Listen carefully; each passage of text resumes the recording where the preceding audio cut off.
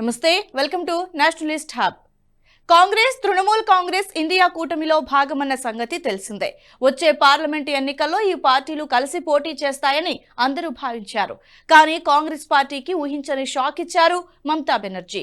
వచ్చే లోక్సభ ఎన్నికల్లో తమ పార్టీ రాష్ట్రంలోని అన్ని పార్లమెంటు నియోజకవర్గాల్లోనూ పోటీ చేస్తోందని సంచలన ప్రకటన చేశారు. కాంగ్రెస్ తో సీట్ల పంపకాలకు సంబంధించిన ఎలాంటి చర్చ కూడా జరగలేదు. ఇంతలోనే మమతా బెనర్జీ సంచలన ప్రకటన చేసి షాక్ ఇచ్చారు.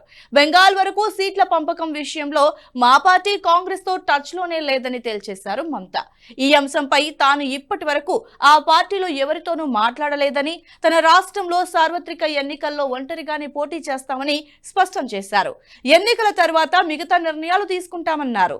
ఇక బెంగాల్లో సీట్ల సర్దుబాటుపై కాంగ్రెస్ తో ఎలాంటి సంప్రదింపులు జరపలేదని మమతా బెనర్జీ అంటున్నా అది అబద్ధమేనని రాజకీయ విశ్లేషకులు చెప్తున్నారు.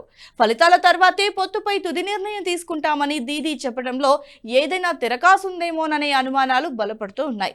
ఇక ప్రధాని నరేంద్ర మోదీ నేతృత్వంలోని బీజేపీ ప్రభుత్వాన్ని ఓడించడమే లక్ష్యంగా ప్రతిపక్షాలు ఇండి కూటమిగా ఏర్పడ్డాయి. ఈ కూటమిలో తృణమూల్ కాంగ్రెస్ కూడా భాగస్వామి. ప్రస్తుతం ఎన్నికల కోసం రాష్ట్రాల వారీగా కూటమిలోని పార్టీల మధ్య సీట్ల పంపకాల విషయంలో చర్చలు కొనసాగుతున్నాయి. ఇంతలోనే మమతా బెనర్జీ సంచలన ప్రకటన చేశారు. ఇంత దూకుడుగా మమతా బెనర్జీ నిర్ణయం తీసుకోవడం వెనుక కారణాలు ఏమిటా అని ఇతర పార్టీ నేతలు ఆరా తీస్తున్నారు. ఇక లోక్సభ ఎన్నికలకు ముందు సీట్ల పంపకంపై కాంగ్రెస్ టీఎంసీల మధ్య విభేదాలు కొనసాగుతూనే ఉన్నాయి.